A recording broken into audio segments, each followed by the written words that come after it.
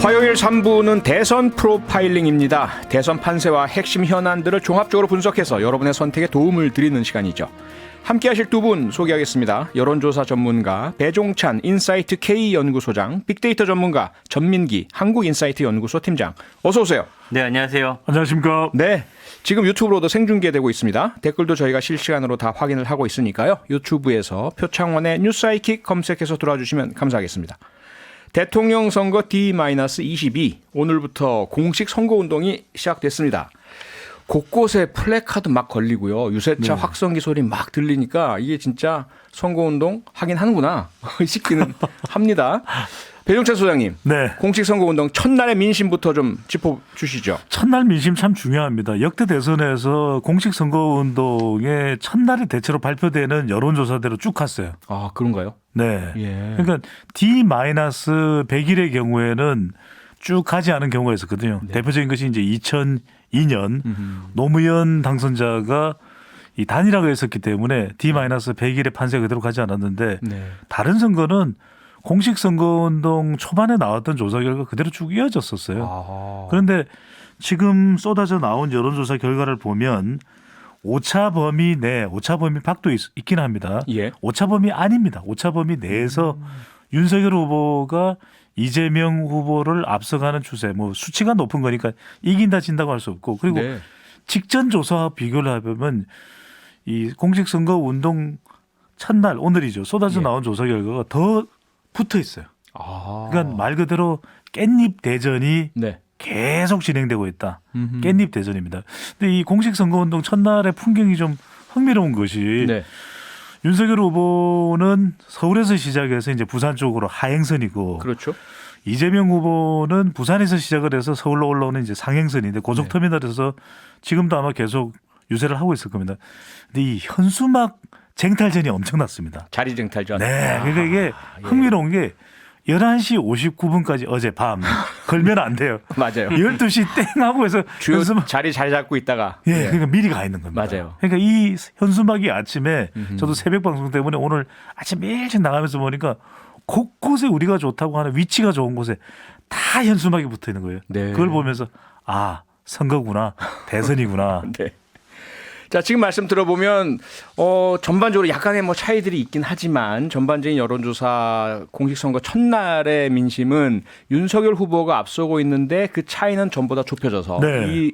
이재명 후보가 바짝 추격하는 모양새다 이렇게 정리가 될 것 그렇습니다. 같은데요. 대체적으로 가장 최근에 이제 추세를 보면 예. 배우자 이재명 후보의 배우자 김혜경 씨 논란이 있으면서 지지율에 타격을 받은 모습이었는데 그렇죠. 그 이후에 바로 이어서 등장한 이슈가 윤석열 후보의 적폐수사 발언, 아하. 문재인 대통령의 경로 그리고 네. 사과 요구, 그러면서 또 판세가 친문 지지층 이재명 후보 쪽으로 결집되면서 네. 윤석열 후보와 더 접전을 벌이는 모양새 결과로 나타났습니다. 네. 여론조사상으로는 적폐 수사 발언이 지지율 추세를 흔들면서 영향을 주고 있다 이런 말씀인데 전민기 팀장님, 빅데이터 상에서도 유사한 분석이 나옵니까? 저는 적폐 수사 발언이 좀 영향을 줬다라고 봅니다. 그 언급량이 5일 동안 한 2만 건 가까이 나타났고요. 네. 뭐 정치 보복이나 사과 그리고 문재인 대통령 관련한 이런 키워드들 보이는 상황에서 네. 감성어가 추세가 어땠냐면 윤석열 후보가 뭐 7, 80% 부정 비율이 김건희 씨 사과로 인해서 60% 후반까지 내려왔다가 네. 지금 적폐 수사 관련해서는 5.7대 93.4예요.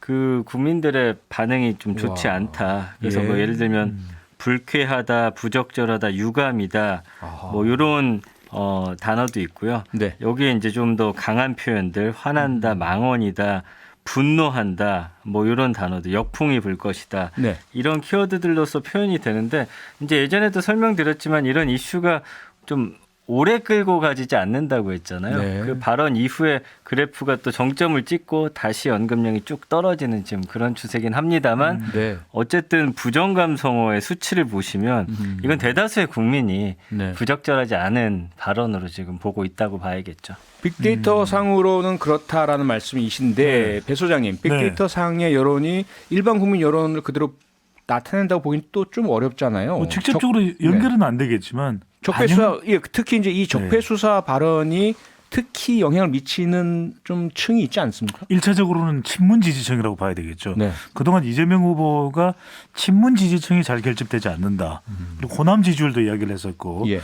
그랬었는데 대통령의 윤석열 후보에 대한 사과 요구했으면서 네.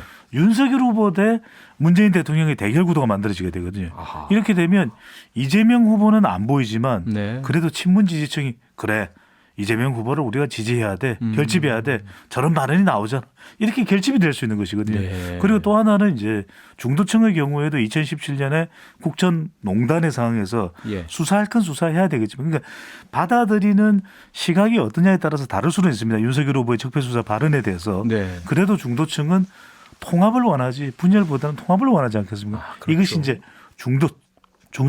중도층까지 영향을 줄 수가 있는데 예. 한편으로는 이 윤석열 후보 대 문재인 대통령의 대결 구도가 되면 이재명 후보가 안 보인다라고 하는 이런 또 약점도 있는 것이고 아하. 한편으로는 또 윤석열 후보가 적폐수사 발언을 하긴 했지만 이렇게 되면 정권 교체 여론이 또 결집될 수 있는 기회가 또 될 수도 있는 것이거든요. 복잡하네요. 네, 아주 복잡합니다. 네. 일단 어쨌건 분명한 것은 그동안 그 소위 친문 문재인 대통령의 지지자이지만 이재명 후보는 지지하지 않겠다라고 했던 어느 정도인지 모르겠지만 그분들이 이 적폐수사 발언을 통해서 이재명 후보를 지지하는 쪽으로 결집하는 효과가 있다. 이것은 분명하다는 그렇죠. 말씀 또 하나 주셨고. 흥미로운 말씀을 드리면 예. 윤석열 후보의 이 적폐수사 발언 이후에 또 문재인 대통령의 사과 요구 이후에 예. 대통령의 긍정평가 지지율이 올라간 조사 결과도 있어요. 아, 그래요. 그리고 아. 정권 교체와 정권 유지 이게 선거의 구도이기 때문에 네. 정권 유지냐 정권 교체냐 상당히 표심에 영향을 주거든요. 네. 그런데 이 윤석열 후보의 발언과 청와대 반응 이후에 예. 정권 유지와 정권 교체의 격차가 더 좁혀진 결과도 발표됐습니다. 네. 하지만 앞서 이 말씀도 주셨잖아요. 그런데 이러한 적폐수사 발언이 그러한 그 문재인 대통령의 분노, 사과 요구 등으로 이어지면서 정권 교체 여론 지지층의 결집도 불러왔다. 그렇습니다. 그럼 결과적으로 과연 어떻게 될지는 좀 더 장기적으로 봐야 되겠네요. 그러니까요. 왜냐하면 선거가 또 이제 공식 선거 운동이 시작되면서 예. 단이라도 또 불이 붙고 있고 이런 부분들도 영향을 미칠 수가 있거든요. 그러니까 네. 윤석열 후보에게 가장 크게 영향을 주는 외부 변수와 선거의 기준은 정권 교체입니다. 아하. 또 정권 교체 여론이 얼마나 또 결집을 하느냐도 봐야 되는 부분이죠. 네. 참 컬링처럼 이렇게 복잡하고 어렵고 대단히 좀 전략적이라는 생각이 드네요. 배 소장님 설명 네. 들으니까요. 그러니까 이제 컬링 쉽지 때는 않습니다. 이제 네. 우리 선수들의 함성 소리가 영미 영미 영미 이랬잖아요. 네. 올림픽은 MBC인데 그런데 지금 선거를 보면은 후보들의 함성은 결집 이렇게 돼요. 양쪽에 어느 쪽이 더 결집을 하느냐, 어디가 더 크냐. 네, 저희들 잠시 광고 듣고 바로 돌아오겠습니다. 네, 대선 프로파일링 대통령 선거 이제 22일 남은 공식 선거 운동 첫날의 민심 살펴보고 있습니다.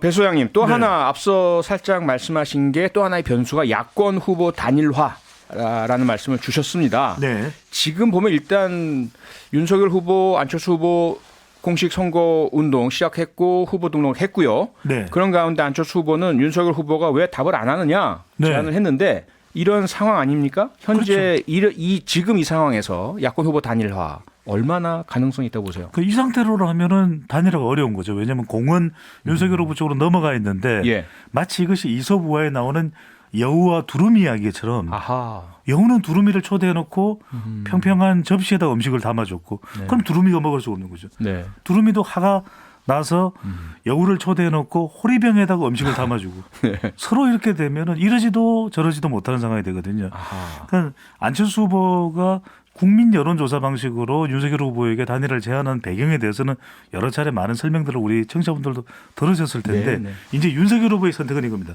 국민 여론조사를 받아들이든 네. 아니면 통큰 담판으로 뭔가 안철수 후보가 수용할 수밖에 없는 제안을 하든 네. 또 마지막으로는 결렬이죠. 안 되는 건데 지금 상태로 서로 답이 없으면 결렬이 될 가능성이 커지고 또 그 이유 중에 큰 이유는 당위성의 법칙은 정권 교체를 위해서는 단일화를 하면 좋겠죠. 그런데 예. 현실성의 법칙은 이준석 대표. 이준석 대표가 싫어도 너무 싫은 거죠. 아하. 네. 자, 그럼 여기서 여러 가지가 있지만요. 제가 지금 이건 좀 여쭤보고 싶어요. 뭐냐면 윤석열 후보 측 가장 중요한 거는 단일화 없이 당선 가능한가에 대한 자신감이 얼마나 큰가. 네. 안철수 후보는 끝까지 완주했을 경우에 안철수 후보의 정치적 생명에 어떠한 영향을 미칠 것인가. 어떻게 보세요? 윤석열 후보의 경우에는 이제 뭐 굳이 단일화 없어도 네. 안철수 후보가 완주하더라도 우리가 이길 수 있다는 그런 내부의 목소리가 있을 것 내부 같아요. 목소리 분명히 있겠죠. 그런데 네. 꼭 선거 이 조사만 선거 여론조사대로 투표가 되고 득표가 되는 건 아니거든요. 그럼 확실치 않다. 불안이죠. 예. 불안함감 있고. 그럼 그 다음에 문제는요. 안철수 후보 같은 안철수 경우에 후보는 예. 완주를 하게 되면은 만약에 선거 결과에 따라서는 정권 교체 여론에 대한 책임 이게 상당히 부담감이 되는데 저는 단일화가 안 된다면 예. 안철수 후보로서는 완주할 수밖에 없고 그래도 내가 내 책임은 아니지 않냐. 난 분명히 한다고 그랬는데 네. 안 했지 않냐. 이게 이제 내세울 수 있는 명분일 수가 있겠죠. 명분도 있고 그 다음에 그 작은 지지율 날라간 선거운동 자금 그리고 얼마 안 되는 의원 이걸로 이후 정치활동 도모는 가능하다고 보세요? 뭐 그래도 불가피하지 않겠습니까? 불가피하다? 계속 한다면. 알겠습니다. 전 팀장님. 네. 그러면 이 야권 단일화를 키워드로 해서 하셨던 빅데이터 분석 어떻게 나왔습니까? 그 지난 한 달 동안 6만 2천 건인데요. 지난주 했을 때 그 시점으로 해서 한 달 동안 5만 건 좀 넘었었거든요. 네.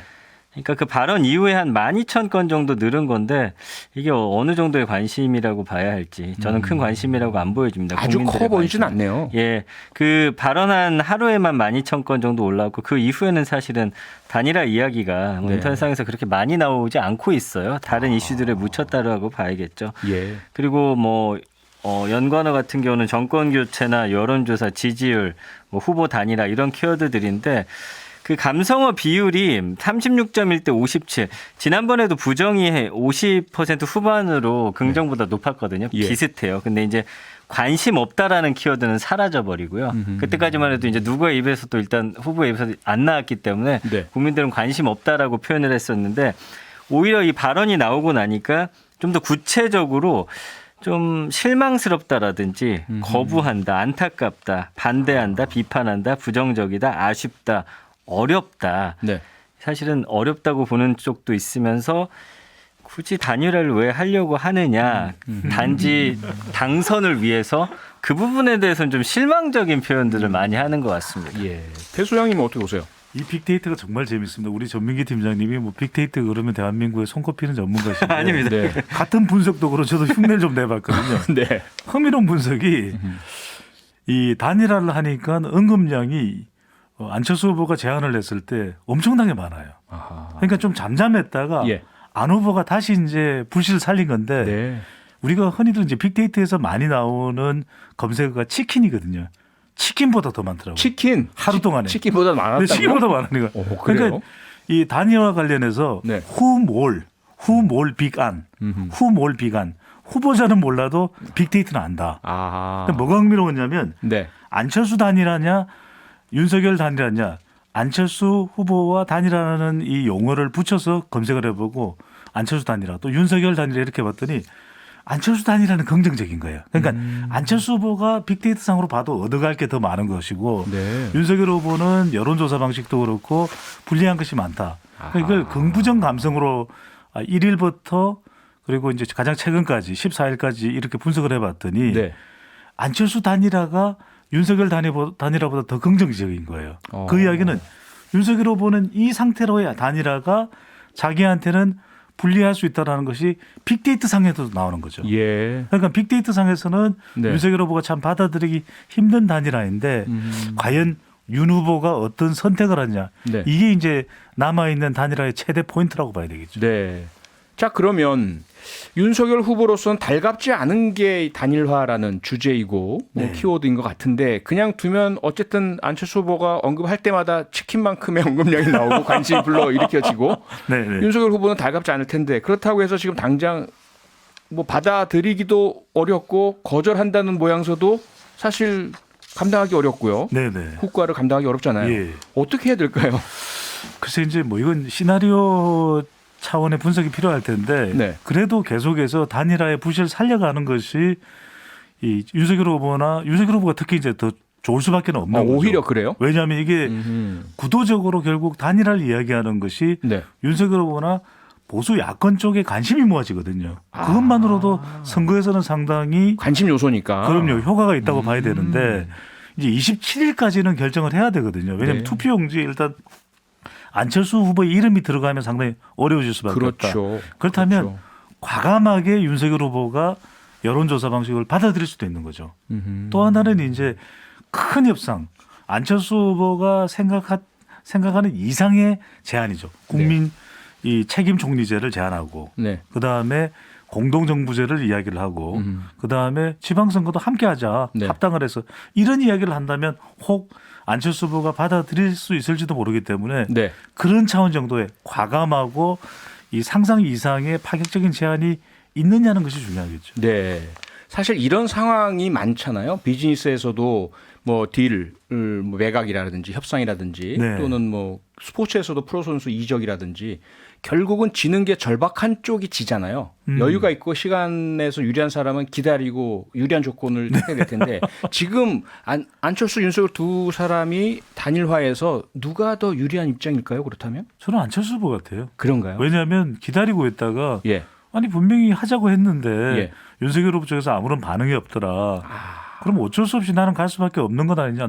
나보고 어떡하라는 거냐. 네. 물론 우리가 이야기하는 뭐 선거 비용 그리고 만에 하나 정권 교체가 안 됐을 때의 책임 부담도 있겠지만 네. 뭐 분명히 나는 이야기를 했는데 윤 후보가 반응이 없었지 않냐. 이걸 명분으로 내세울 가능성이 상당히 있는 거죠. 그래서 선제적으로 내세웠군요. 단일화 네. 조건을. 저도 좀 전략이라고 보는 게 지난 대선에서 사실 빅데이터 가장 많이 활용했던 게 이제 안철수 후보인데 네. 최근에 사실 관심이 좀 많이 없어졌잖아요. 안철수 후보에 대한 지지율이 떨어지면서. 그렇죠. 그 지난 비호감 대선이라는 말 나오면서 이제 안철수 후보가 대안으로 떠오르면서 긍부정 비율도 굉장히 좋아졌고 네. 그 이후에는 계속 하락 추세였단 말이에요. 예. 근데 이제 단일화라는 말을 뱉음으로 인해서 본인에 대한 좀 관심도 끌어오는 네. 저는 그런 전략도 좀 있지 않을까라는 생각도 해봤습니다. 그렇게 해서 과연 빅데이터 상의 안철수 후보에 대한 어떤 관심 네. 그리고 감성어 어떻게 나왔습니까? 자, 일단은 언급량이 32만 5천 건이에요. 한 달 동안. 네. 그러니까 이게 예전에 비해서는 상당히 높아진 겁니다. 한 달 동안 뭐 10만 건이 안 될 때도 훨씬 많았으니까요. 예. 일단 관심을 받는 데는 성공했다. 그러나 감성어 자체가 38대 58. 뭐 이것도 나쁜 건 아닙니다. 정치인 그 비율로 봤을 때. 일반적으로 3대 예. 7이잖아요. 근데 이제 지난번에 이제 비호감도 있을 때 안철수 후보가 떠오르면서 그때 당시에는 참 이례적으로 거의 긍정이 50% 가까이 나왔었거든요. 네. 그러나 이제 단일화라는 이야기를 하면서 그 부정 비율은 좀 더 올라가게 되는 관심도는 따라왔지만 부정 비율은 살짝 높아지는 그런 측면을 좀 보여주고 있고요. 예. 뭐 지지하다라는 단어도 좀 커졌습니다. 그러면서 본인의 어떤 좀 마음 먹은 대로 좀 요게 된 것 같기는 하나 네. 이제 그 부정적인 언급들이 이상하다, 황당하다, 좀 싫다, 문제가 있는 것 같다. 네. 뭐 이 역시도 내로남불이다. 뭐 이런 단어들로 보여지면서 사실은 관심도는 올랐으나 감성 자체는 좀 나빠졌다. 이렇게 좀 저는 분석을 하고 있습니다. 네. 안철수 후보도 당연히 여러 상황 예상하고 뭐 시뮬레이션도 돌리고 해서 단일화 제안을 했을 텐데요. 네. 배 소장님 그런데요. 우리가 이러한 단일화가 산술적으로 두 사람의 지지율이 단일화가 되면 1 더하기 1은 2 같이 합쳐집니까? 아니면 더 불어납니까? 아니면 오히려 줄어들게 됩니까? 어떻게 보세요? 뭐 모든 경우도 있습니다. 그래도 단일화가 효과적으로 보는 가장 큰 이유는 역대 예. 대선을 보면은 항상 당선자는 두 가지 이념을 가져갔거든요. 네. 그렇다면 지금 진보에서 중도를 가져가든 또 보수가 중도를 가져가야 되는데 단일화하게 되면 안철수 후보를 아우를 수 있기 때문에 네. 보수 플러스 중도가 되는 겁니다. 그러면 상당히 파괴력과 경쟁력이 생기는 거죠. 또 하나는 단일 후보에 대한 관심. 2002년이 그랬거든요. 예. 노무현 후보가 단일 후보가 되니까 얼마나 관심이 모아졌습니까? 모든 국민들의 관심이 거기에 모아지면서 그렇죠. 이해창 후보를 꺾을 수 있는 정말 모멘텀이 만들어졌고 네. 마지막으로 이렇게 되면 이제 정권 교체 여론도 더 부각될 수가 있죠. 네. 말 그대로 중간지대 부동층 유권자층인 MZ세대 여성 중도층을 더 확보할 수 있기 때문에 TV 토론에서도 유리할 수가 있거든요. 그런 효과가 있다고 봐야 되겠죠. TV 토론에서도 유리할 수 있다는 말씀 주셨는데 대선 지지율에 영향 미칠 수 있는 또 다른 변수 역시 TV 토론입니다. 지금까지 두 차례 했잖아요. 이 두 차례 TV 토론에 대한 빅데이터 상의 여론은 어떤가요? 네, 뭐 TV 토론에 사실은 그렇습니다. 그 시청률은 높았으나 네. 뭐 크게 이야기되지는 않고 있다. 아하. 그래서 이제 언급량이 지난 한 달 5만 건 정도니까 네. 그 높진 않습니다. 이 2차 토론은 사실은 시청률 자체가 쇼트트랙에도 밀리지 않았습니까? 맞아요. 그때 당시에. 맞아요. 그러면서 반토막 났죠 1차보다. 그러니까 이게 참 어려울 것 같아요. 정치인들 입장에서는 또 비호감 해가지고 막상 첫 토론에서는 좀 안정적으로 가져가려고 했더니 또 관심도가 떨어지는 이 상황을 어떻게 좀 벗어날 수 있을까에 대한 좀 고민이 필요할 것 같고요. 네.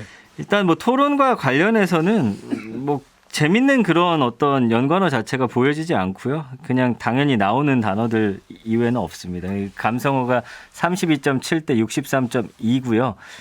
뭐 응원하다, 잘하다, 일반적인 키워드들이고요. 네. 뭐 허위 사실이나 아쉽다, 최악이다, 분노를 느낀다, 포퓰리즘이다, 불평등하다. 뭐 발언이 좀 의도적이다. 이 정도 외에는 뭐 눈에 띌 만한 그런 키워드는 없다라고 보여져서 그 관심 받은 만큼 뭔가 2차 결과로는 크게 이 데이터상으로 나타나지 않고 있다. 저는 그렇게 보여집니다. 배 수장님. 네. 시청률은 높았는데 관심은 낮다. 이거 어떻게 봐야 되죠? 자, 뭐 뜬금없는 생각인데 예. 공식 이제 TV 토론 한 번은 우리 표창원 진행자께서 진행하시면 어떨까? 아이고. 아 근데 그럴 수밖에 없는 게 토론은 토론일 뿐이거든요. 네. 이런 인식이 워낙 강하다 보니까 TV 토론이 이미 지지할 사람들은 다 마음을 결정한 채 이미. 오히려 TV 토론을 보면서 자기 지지하는 후보를 응원하는 네. 그런 치열한 효과가 있는 것이지 네. 마음을 바꾸는 정도의 변곡점 효과는 없다라고 이야기를 하는데 그래도 저는 TV 토론이 유의미합니다. 왜냐하면 이번 대선에서는 표심을 아직까지도 결정하지 못하지만 네. 결정적인 승부를 던질 그런 유권자층은 숨어 있거든요. 누구냐? 30대, 40대, 50대 가정주부층. 예. 각본 없는 드라마, TV 토론 차곡차곡 쌓여가는 겁니다. 그리고 네. 막판에 이들이 약 10%가 결정을 한다면 사실 대선을 판가름 내거든요. 네. 저는 유의미한 유권자층은 TV 토론을 통해서 여전히 영향을 받는다고 생각이 듭니다. 유의미한 유권자층은 TV 토론을 통해서 여전히 영향을 받는다라는 말씀에는 여론조사나 빅데이터 분석상으로 잘 나타나지 않는 소위 말하는 샤이, 네네. 자신의 지지하는 후보나 또는 대상이 있지만 잘 드러내지 않는 분들이 네. TV 토론을 유심히 지켜보시면서 결과적으로 지지의 방향을 결정한다 이런 말씀이실 텐데 네. 그분들은 도대체 어떤 분들이고 왜 그러한 여론조사나 이 표면으로 드러나지 않는 그런 유권자층이 형성되는 걸까요? 어떤 이유에서든 이제 자기 표심을 감추고 있는 분들이겠죠. 이제 샤이라고 이야기를 하는데 예. 그런 분들은 굉장히 정치를 바라보는 것이 이제 고관여층이라서 복잡할 수도 있고 대체로 이제 중도 성향이죠. 네. 왜 어느 한쪽으로 하나의 이유만 가지고서 묻지도 따지지도 말고 이렇게 결정을 안 하거든요. 그러니까 역대 대선에서도 보면은 뭐 진보가 좀 열세일 때는 네. 이른바 샤이 진보가 10%포인트 숨어 있는 표라는 이야기를 했었고 네. 그다음에 국정농단 이후에는 샤이 보수가 한 10% 정도 숨어 있는 건 아니냐 이런 분석을 했는데 저는 요즘에는 양쪽이 다 숨어 있는 것 같아요. 왜냐하면 이들 중에서는 실제로 여론조사에 응하지 않는 사람도 있고 네. 여론조사에 응하더라도 난 누구 지지해요라고 속을 내 보이지 않는 무응답층도 있거든요. 네. 누구라고 밝히지 않는 사람들도 있는데 이들이 정작 투표소에는 갈 수가 있는 거죠. 그렇다면 중요한 것이 투표소로 가게끔 만드는 것은 누군가를 분노시켜야 됩니다. 또는 누군가를 너무나 지나칠 정도로 만족시키는 이 앵글이나 해피 이들이 직접 투표소로 나갈 수 있게끔 샤이가 아니라 샤랄라 할 수 있게 만들어야 되거든요. 네. 그렇다면 한 수의 승부수가 있어야 되는 거죠. 아하. 후보자들이 그래 네. 30대 제발 나가주세요. 또는 여성 제발 나가주세요.